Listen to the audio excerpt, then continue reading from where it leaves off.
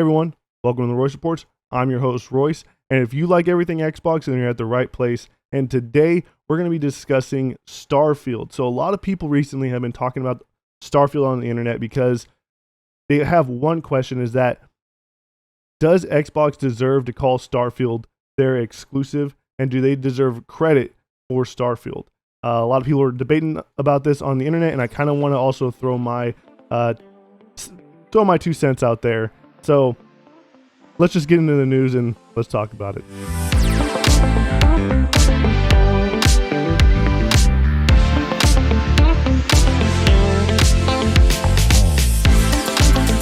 All right, so Colin Moriarty from Last Stand Media, a lot of people were sharing some of his thoughts that he had when he was doing that podcast. And now I just want to preface this with the fact that I'm not trying to shit talk Colin. I love Last Stand Media. I love what they do over there. And I love Sacred Symbols and Defining Duke. I watch them every single day on my drive to and from work. And I love those guys. And I do like Colin's opinions on PlayStation and his takes on Xbox as well. It gives me a different light on how some people view the Xbox console, as well as how people view the PlayStation console. So I think it's really important to listen to the other side of these conversations. And one of the things that he brought up, and again, I'm not talking shit on Colin. This is just, he shares a lot of the sentiments that many other PlayStation fans share, and that is that Psychonauts 2 and Starfield and Ghostwire Tokyo and Deathloop, these games don't deserve, Xbox doesn't deserve to take credit for any of those games because they didn't help at all with anything. They just bought the studio, and therefore they don't deserve credit. And I talked about this with Cog on our episode of Defining Duke Ultimate that will go up. I'm sorry, on Sacred Symbols Cross Defining Duke. Which is, I don't think Microsoft deserves credit for a lot of that. Psychonauts 2, not your game. You know, Deathloop, not your game. This year, Ghostwire Tokyo, not your game. Fallout or Starfield, not your game. And we're going to talk about those later. So I feel like the proof is still going to have to be in the pudding as far as can they deliver? Because their big marquee game, Halo, no, definitely not. Definitely not by any objective measure. And so I think that that's an important part too. That's a very interesting thing, just because the way I view it is different, obviously. I think that if you own the studio, you can take credit for their games, regardless of the fact that they were built before you bought them. This doesn't make sense because PlayStation has done the same thing. They've acquired studios, and so does that not count? Is that not the same? I beg to differ, because you see all of these recent studio acquisitions, and including with what PlayStation is doing. So does that mean that PlayStation can't take any accountability for the Destiny updates and the Destiny expansions? And can they not take any credit for the work that they're doing on the new IP that they've announced over at Bungie? So therefore, because they are working on that IP before they got acquired by PlayStation, PlayStation should get no credit for it. That is, I don't think that's true. I think PlayStation deserves all the credit for that. They're the ones that are paying the bills. They're the ones who are making sure that everybody has a job there. So I'm assuming that they could take credit for that, especially since they're spending money on it. And one of the points that he brings up is Psychonauts 2. Psychonauts 2 was a game that Double Fine was making, and it was kickstarted, and that is how it got funding for the game. It wouldn't have happened if it didn't get kickstarted. So back in 2018, when Double Fine was acquired by Xbox Game Studios, they went and they funneled money into Psychonauts 2 to allow it to be bigger and better than it ever could have been, because they had the backing of Microsoft behind them. And they've even stated that before, that if it wasn't for Xbox, they wouldn't have been able to have all those boss fights. They wouldn't have been able to have a bigger world that they wanted to have, because they didn't have the money for it. But Microsoft allowed them to take more time with the game and do that and develop it for that. And the reason why Psychonauts 2 ended up going on other platforms was because of the promise that was made to all the people that backed the Kickstarter. And that's why it's not on PlayStation 5. It's only on PlayStation 5 through backwards compatibility to the PlayStation 4. So it is, Microsoft should take credit for that. They bought them in 2018 and the game didn't come out until 2021. Like, that's 3 years of development underneath Microsoft. Why shouldn't they take credit for that? And also another thing is they talk about Bethesda and how, oh, you know what, these studios are being acquired inorganically, and they point to Bethesda as being the biggest case for that, and it's not true. Like, Bethesda and Microsoft have had a relationship since Morrowind on the original Xbox. We transitioned to Xbox, became our lead platform. Like, Morrowind's basically exclusive to Xbox. Oblivion was exclusive to Xbox for a long period of time. Skyrim DLC was exclusive. So we've done a lot of, like, our initial stuff is all Xbox. So we get into development and saying we're focused on Xbox, and it's not abnormal for us in any way. It's been kind of the norm. Morrowind is an Xbox exclusive. Oblivion was an exclusive to 360 for the longest time. And then when it came down to all the DLC for Skyrim and Fallout, all that came to Xbox first. And if you try to play Fallout 3 on your PlayStation 3, good luck. That thing is broken. Even to this day, you can't even play it because they didn't support it. They just didn't like producing on the PlayStation 3. And it was a pain in the ass. And so they have a long history, including with Fallout 76. When Fallout 76 had a terrible launch, you know who they went to? They went to Microsoft to get help from Microsoft. That's a huge deal. You don't do that if you don't have history with someone. That is a huge deal. And so the history between Bethesda and Microsoft goes way back. And it's not inorganic. I think that is actually one of the more organic ones because of the relationship that they've had. But I mean, Activision, obviously not. But that's the thing, is that a lot of PlayStation fans want Xbox to compete, right? That was all you heard last console generation. Hey, Xbox isn't competing. We want them to compete. This is sad. This is sad that they're losing 2-1, 3-1, whatever it was during the PlayStation 4 generation. And so they're begging for Microsoft to compete. So how do you compete? How do you get your foot in the race? Well, you do it by acquiring studios because you don't have any. And people are upset that they're doing that Microsoft is actually spending the money that they have, which is ridiculous. Like, I don't understand how Xbox can't do one thing, but it's okay for PlayStation. They say that, hey, we want Xbox to build from the ground up. Get a studio, build it from the ground up, make new IP, and then you can compete with PlayStation. When's the last time PlayStation has built a brand new studio? Team Asobi? Team Asobi is not even they took the team from Japan Studios after shutting Japan Studios down, and they moved them to Team Asobi. That's not a new studio. That's just shutting down another one and then building one. That's not the same thing. Like, it's not at all. And then before that, the last one they acquired was in 2014, but the one that they created was in 2014 with Pixel Opus, which was what created Concrete Genie. So they're not building studios from the ground up. They're buying studios. Bend bought, Insomniac bought. These are like here's a list of all of the PlayStation studios and the date that they were created and the day that they were acquired. Bend Studio, founded 1993, acquired 2000. Blue Point Games, founded 2006, acquired 2021. Fabric Games, founded 2014, acquired 2021. Firesprite, founded 2012, acquired 2021. Guerrilla Games, founded 2000, acquired 2005. Haven Studios, founded 2021, acquired 2022. Housemarque, founded 1995, acquired 2021. Insomniac Games, founded 1994, acquired 2019. London Studio, founded 2002, which is when they were also acquired because PlayStation built them from the ground up. Media Molecule, 2006, acquired 2010. Naughty Dog, founded 1984, acquired 2001. Nixus Software, founded 1999, acquired 2021. Pixel Opus, created 2014, that is their own studio. Polyphony Digital, created 1998, that's their own studio. San Diego Studio, 2001, that's their own studio. San Mateo Studio, 1998, that's their own studio. Santa Monica Studio, 1999, that's their own studio. Savage Game Studios, 2020, acquired 2022. Sucker Punch Productions, 1997, acquired 2011. Team Asobi, created 2021. Valkyrie Entertainment, founded 2002, acquired 2021. XDev, founded 2000, and that's when they created them as well. So that's their first party as well.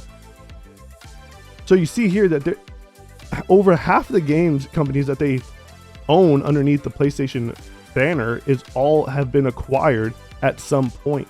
And the ones that they have created were back in the late 90s and early 2000s. So I don't know what you want from Xbox. Like, you want them to also create studios, but that takes time. And like, PlayStation knows that, Xbox knows that. So why invest so much in a studio that you don't know is going to see success when you could buy a studio that has already found success? It makes more sense business-wise to buy a company that has loved IP and then use that IP to help bolster your own personal services. That just makes sense. Like, I don't understand. There you go. That makes sense to me.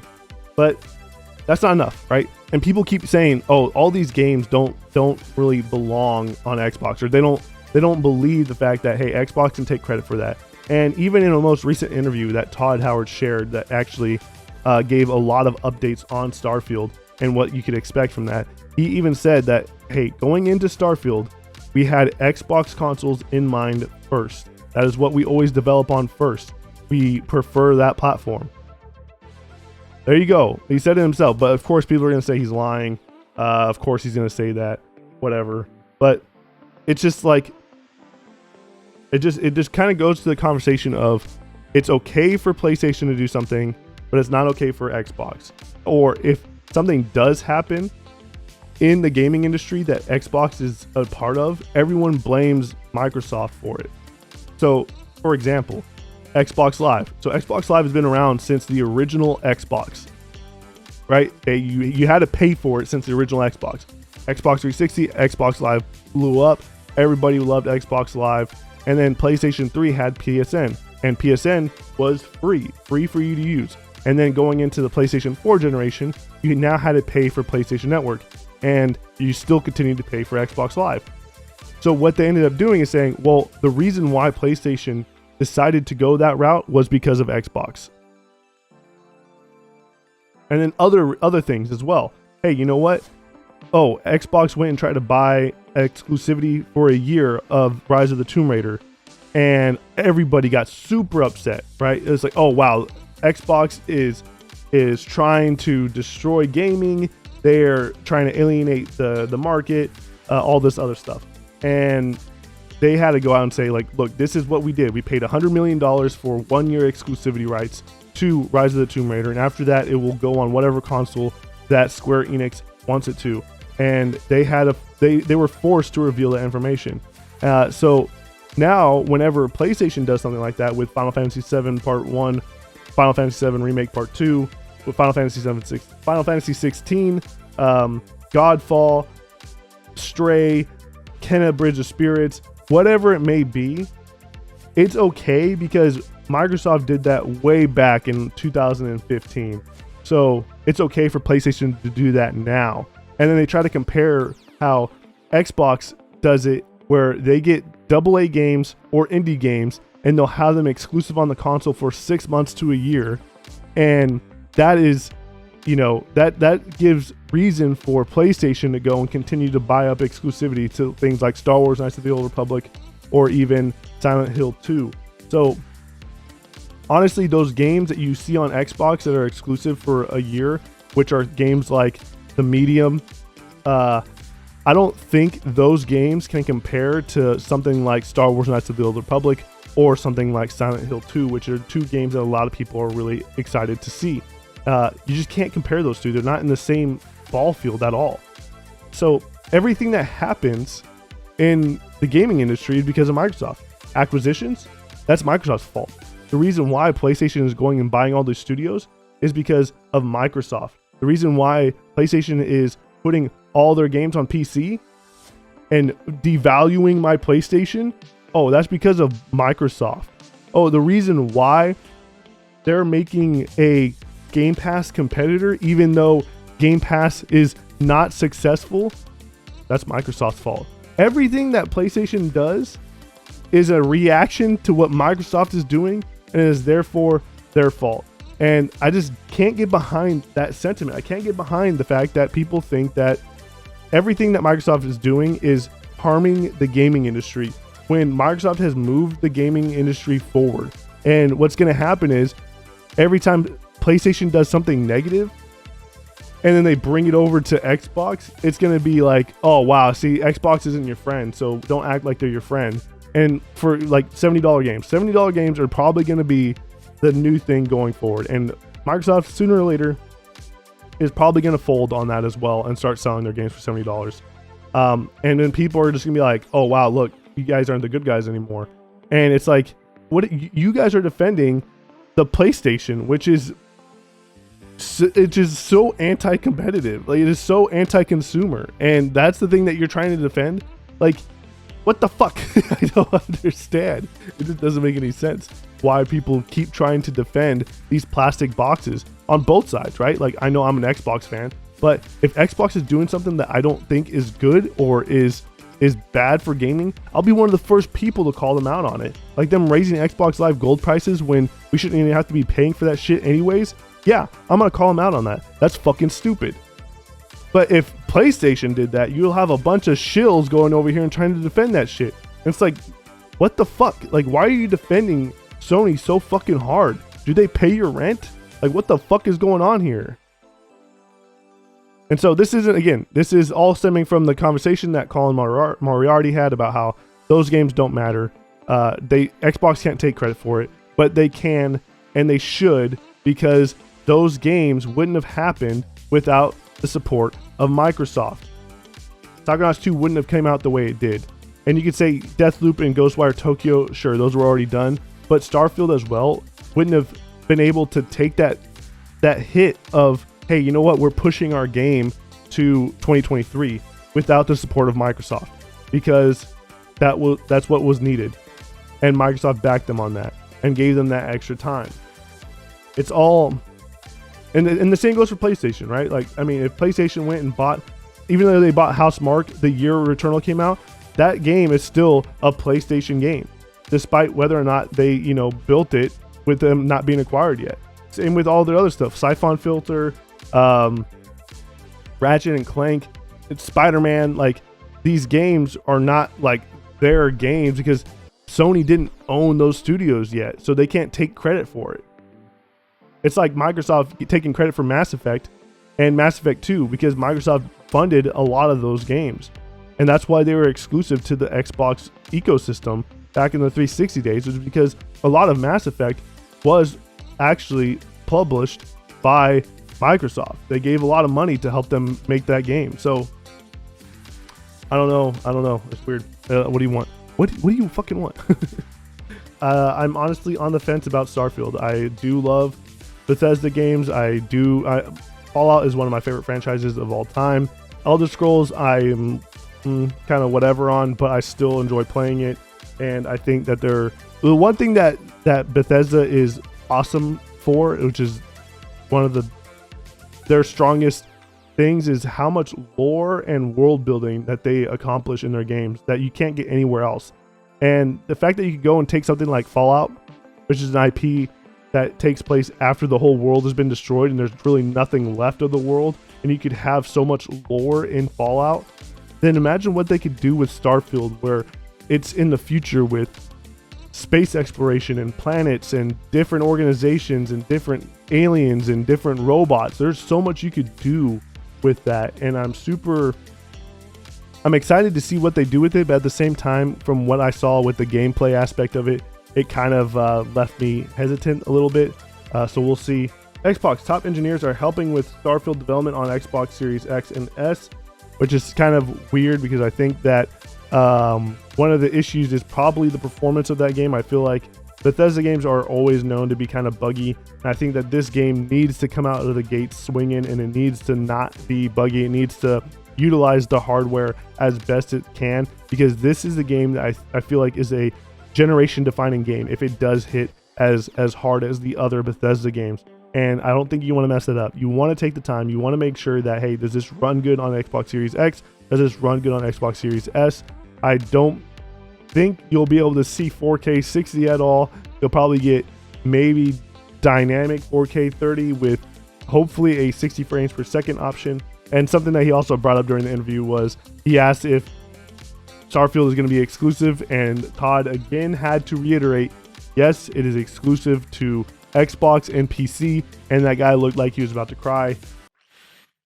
Is there a chance that Starfield is exclusive to Xbox? It is exclusive. It's officially Xbox, already. PC. Yep. Yes. So you're. I get it.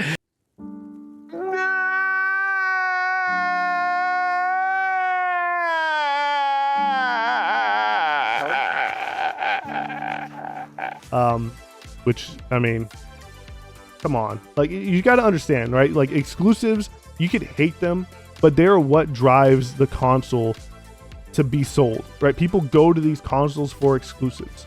Yeah, you go and you play Madden and FIFA and Call of Duty and Battlefield and stuff. Yeah, those are the games that you go to the console for, and that's why you have these things, and that's why you buy them. But all on the upside is, hey, on top of those games, what other games can I experience?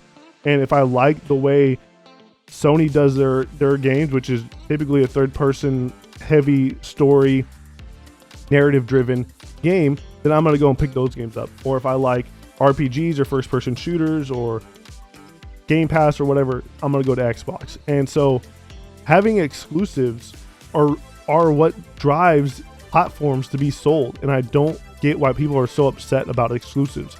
They have been around since the beginning. They're going to continue to be around. That is the whole point of having them. If every console stopped making exclusives, what is the point of picking up the console? What is the point of picking up a PlayStation if you could play everything that you could ever play on a PC, on a Switch, and on an Xbox there? It is no different from having an Xbox. There has to be a difference, and that's what drives people to these things. And so I'm not one to say, like, I don't care about exclusivity. I get it. It's just the name of the game. It's always been that way. But I just don't understand why people are so upset about when a company buys a studio and then takes their games and then makes them exclusive. I just don't get it. And if, like, I don't want to say, like, hey, if you want to play those games, get an Xbox. But that's what's going to happen. Like, if you do want to play those games, you're going to have to get into the Xbox ecosystem. Just like how if I want to play God of War, I need to get a PlayStation. That's just the way it is. So what do you guys think? Do you think that Colin is onto something here? I know that he's a big Xbox fan, but he's also Xbox. I know that he's a very big PlayStation fan, but you also got to understand that he's also one of the biggest people that he will go in, and if PlayStation is doing something wrong, he will go and be the first person to say it. So he is very PlayStation oriented, but he doesn't hide criticism for the console that he loves. In fact, he does it out of love, and I respect him for that. And I get his concerns because I know what it probably feels pretty shitty to have a game that you're looking forward to taken away from you because a studio bought it, and that is a shitty thing. But at the end of the day, that is just business, and that is how these consoles are going to be. This is pretty much how these two console makers are going to be doing things from now on, is trying to get more exclusives. And Phil Spencer said it himself that, hey, after Activision Blizzard, we're still not done acquiring, and that's just what they're going to do. I hope they acquire Capcom. I want more Resident Evil and Dino Crisis. Give me Dino Crisis. I say that a lot in my videos, but yeah, Dino Crisis would be fucking awesome. So with that, thank you guys for stopping by. Thank you for the recent subscribers. Thank you for actually listening to me. And one of my videos reached over 1,000 views, which is freaking crazy. I didn't expect that at all, especially since I only have about 80 or so subscribers. So thank you guys for watching, and thank you guys for hitting that subscribe button. So if you like what you saw and you'd like to see more, be sure to hit that subscribe button. Be sure to like and comment, and I'll be seeing you guys on the next one. And remember, Take it easy.